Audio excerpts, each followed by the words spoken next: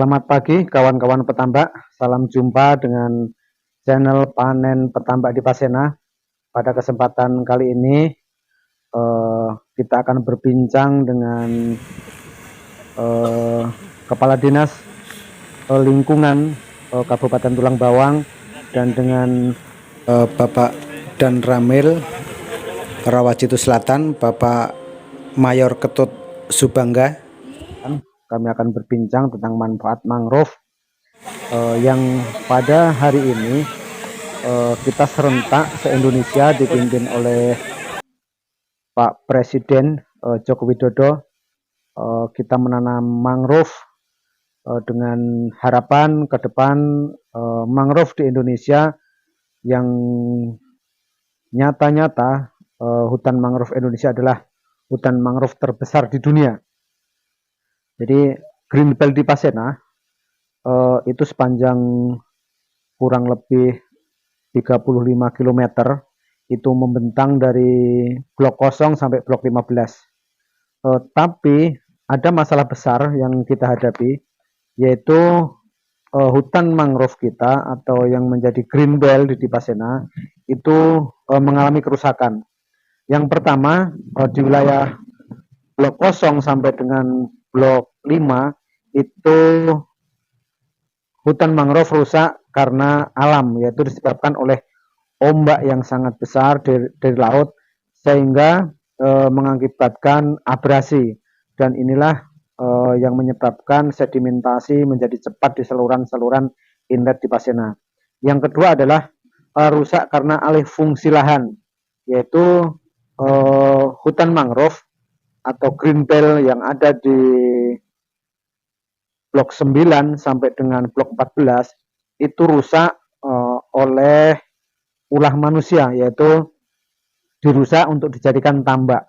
Jadi mengganggu untuk perairan di Pasena, karena di tambak-tambak yang liar itu mereka saluran antara saluran air pasok atau inlet dan saluran buangnya atau outletnya itu menjadi satu.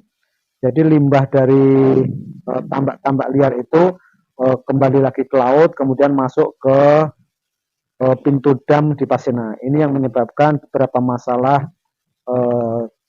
dalam budidaya kita. Sekarang kita sudah tahu bahwa mangrove mempunyai banyak fungsi. Yang pertama, mangrove atau akar mangrove mampu menyerap logam-logam berat di perairan budidaya, perbaiki kualitas air budidaya. Yang kedua, mangrove akan menahan abrasi yang disebabkan oleh ombak, yang akibatnya kalau terjadi abrasi itu saluran-saluran inlet kita atau saluran pasok budidaya kita mengalami pendangkalan yang cukup parah. Kemudian mangrove juga mempunyai fungsi memperbaiki udara dengan menyerap karbon. Ternyata dari hasil penelitian bahwa mangrove terutama dari jenis api-api itu mampu menyerap karbon 5 kali lipat dibandingkan hutan di daerah daratan. Jadi mangrove mempunyai fungsi yang luar biasa.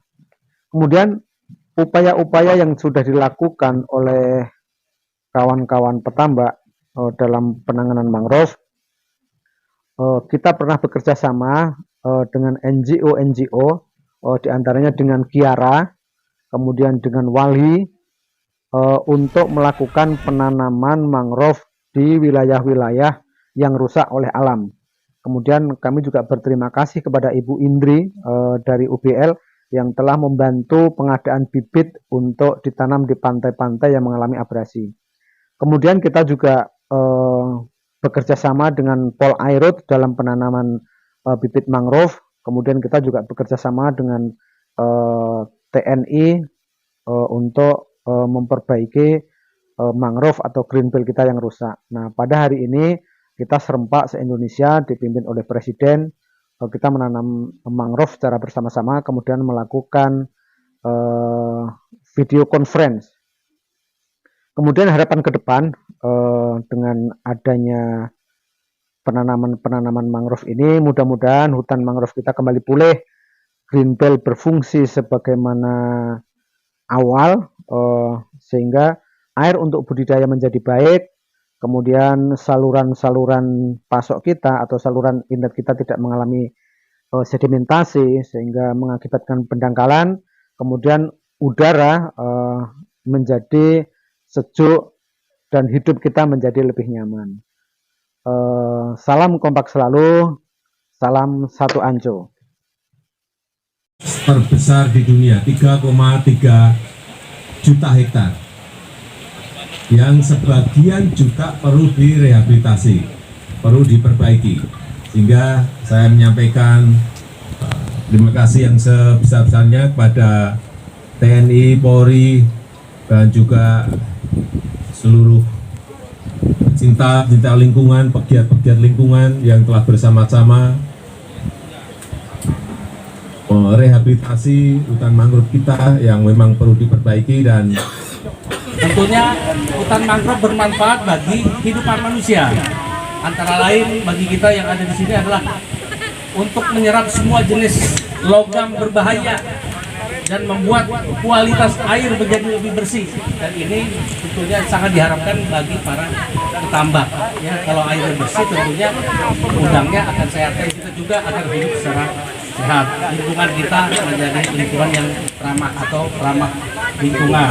Selain itu, mangrove juga membantu alam dalam mendapatkan kualitas udara.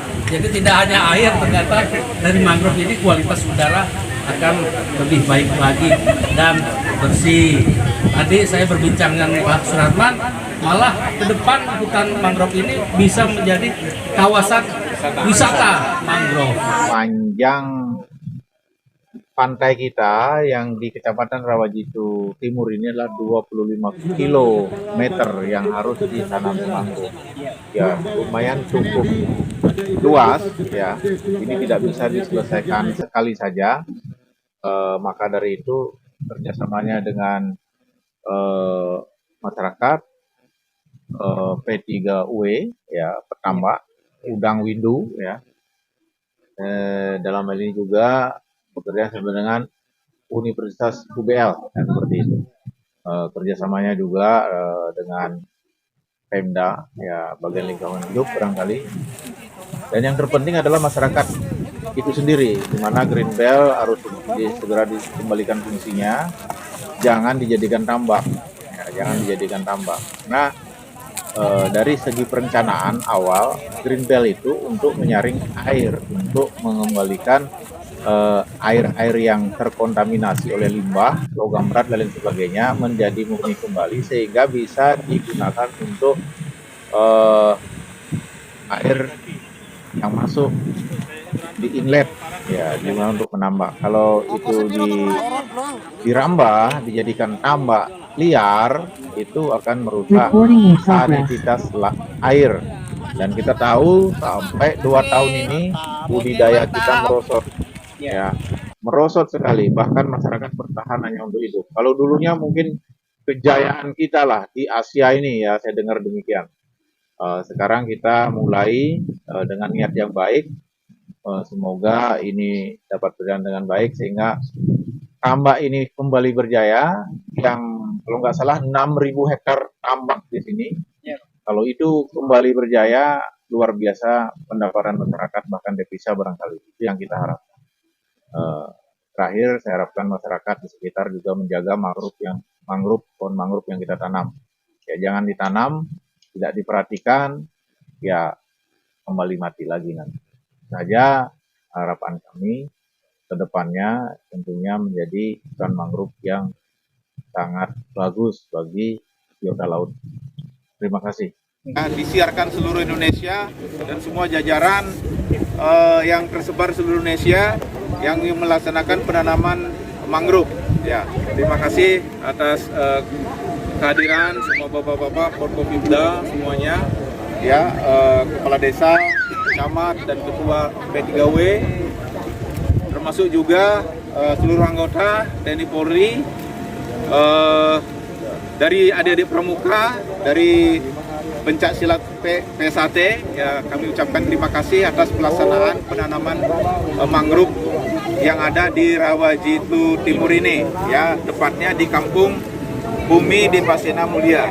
Ya, kedepannya kita akan terus melaksanakan pemantauan dan penambahan penanaman yang saat ini khusus untuk TNI sudah melaksanakan penanaman 1000 pohon. Namun sebelumnya, sebelum program ini dilaksanakan dari Bapak Panglima TNI sudah dilaksanakan penanaman bersama masyarakat Rawajitu Timur